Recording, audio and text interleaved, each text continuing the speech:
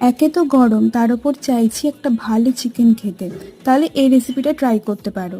প্রথমে একটা বড় গামলার মধ্যে কিছুটা সর্ষের তেল নেবে, তার মধ্যে নিয়ে নেবে কাঁচা চিকেনটা, তার মধ্যে কাটা আলু, পেঁয়াজ, কাঁচা লঙ্কা, তার সাথে আদা বাটা, রসুন বাটা আর মাংসতে যে মশলাগুলো দেওয়া হয় সব কিছু দেওয়ার পর একটু সর্ষের তেল দিয়ে ভালো করে হাত দিয়ে মেখে নেবে।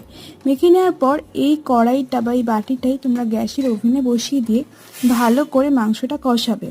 কষানো হয়ে গেলে টক দই দিয়ে দেবে এর মধ্যে, যদি টমেটো থাকে সেটাও দিতে পারো। তারপর ভালো করে কষানোর পর লাস্টে দিয়ে দেবে অল্প পরিমাণে একটু জল দিয়ে ভালো করে কষিয়ে নিয়ে এটাকে ভালো করে সেদ্ধ করে নেবে, মানে ফুটিয়ে নেবে। তবে আমি যেহেতু রান্নাটা প্রেসার কুকারে করছি তাই 3 থেকে 4টে সিটি দিয়ে নেব, তাতে ভালো হয়। তবে রান্নাটাই কিন্তু কোনো গরম মশলা ব্যবহার হবে না, রান্নাটা কিন্তু এমনি অনেক টেস্টি হবে। তোমরা একবার হলেও কিন্তু বাড়িতে বানিয়ে দেখো।